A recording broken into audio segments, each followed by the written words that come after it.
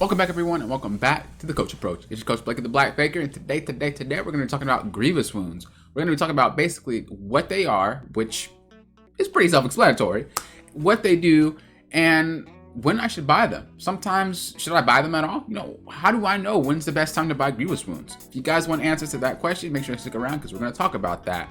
Also, the expert guide is out on my Patreon. We did the beginner ADC guide, the advanced ADC guide, and now the expert ADC guide is up on that Patreon. We're looking at a first point of view gameplay of a special pro player, and pretty much how they're clicking around, what they're doing, how they're applying what we've been talking about and putting it in their game. So I definitely think if you guys are in that notion to try to be the best you can be. I know not all of you guys are trying to be like really, really good players. A lot of you guys just have small goals like gold, platinum, diamond, stuff like that. But if you really want to take your game to the next level, I definitely think you should go ahead and take a look at these advanced and expert guides. We're going to be making more advanced and expert guides for different topics and things like that. So be ready for that. Without further ado, let's get into the video.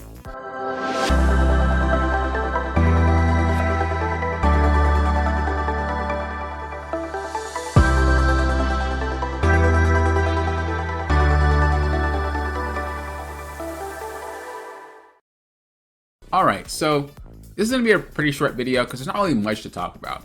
But when do we actually buy Grievous wounds? Let's step back. What are Grievous wounds? So Grievous wounds are pretty much things that are reducing the healing. Ignite does the same thing. It reduces healing, but Ignite also, does true damage. Grievous wounds don't do true damage, but they definitely go ahead and reduce that healing. So, what items pretty much are the ones that actually do that? So you have stuff like these are the first pieces. These aren't the full completed items. You have stuff like Bramble's Vest. Bramble's Vest actually goes into a Thorn Mail. So Bramble's Vest is just the cheap version, and then the Thorn Mail is the finished version. Another one you have is Oblivion Orb, and that goes into Morellonomicon, or it goes to this support item that I do not know the name of, but a support can actually build it too, which I find pretty interesting.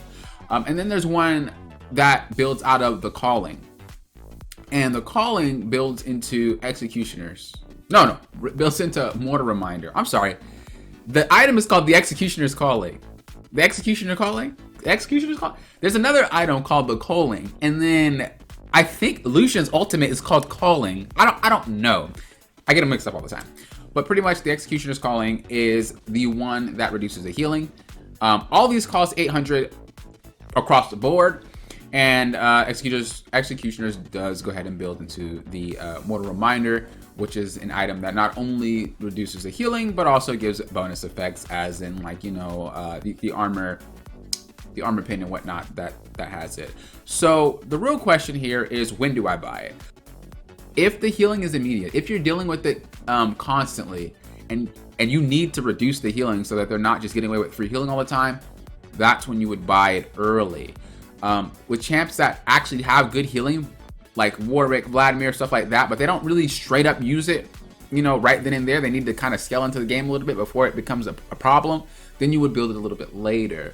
And then there's some that actually don't heal at all, right? So let's say Warwick or Vladimir is like massively behind. There's really no reason to build a Calling then, or an Oblivion Orb, stuff like that, if their healing is not even a problem. Now, that sounds like really bad advice, don't get me wrong.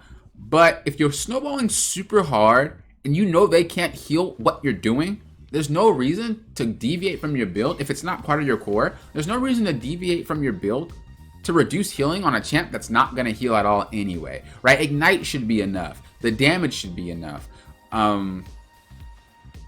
There's no reason to just buy those items like that. So you really got to be thinking about that, Am I dealing with this constant healing all the time, right? If you're dealing with a Hecarim and you're buying an Executioner's Calling as an AD carry, it's not going to do much if you're laning, right? It has to be when you're dealing with it immediately, like when it's right there in your face and you're dealing with it all the time. Like if it's actually preventing things from happening. Soraka's another one, right? Yumi's another one. Having Executioners just because you're always trading, because you're always fighting, and they just get the heal for free, it reduces the fact that they can come out those trades on top all the time. So, as I said, it's not really going to be a long video, it's just really short.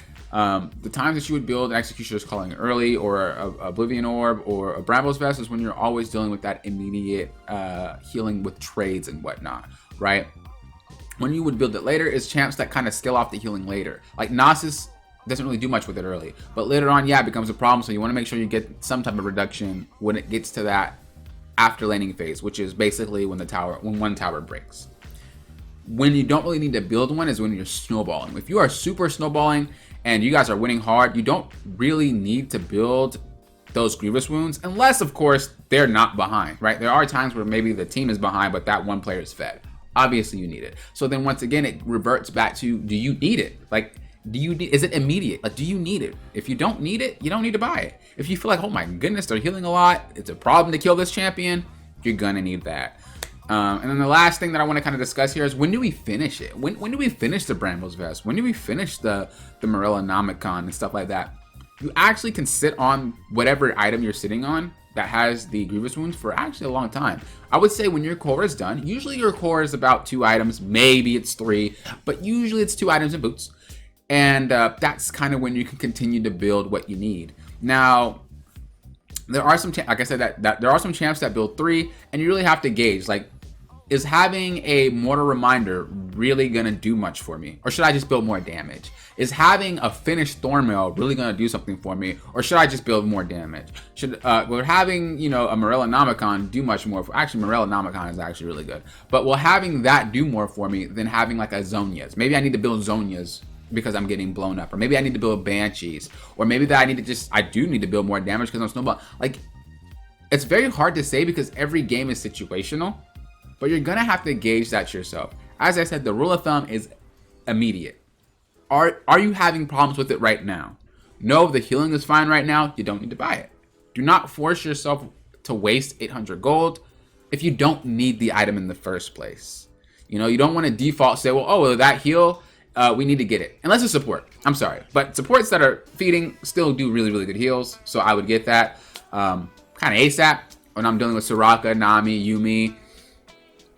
I'm missing one. Sona's is not that bad. And so once again, there's some champs that just don't heal that much. Obviously, having it is nice, but do you need it immediately for a freaking Sona?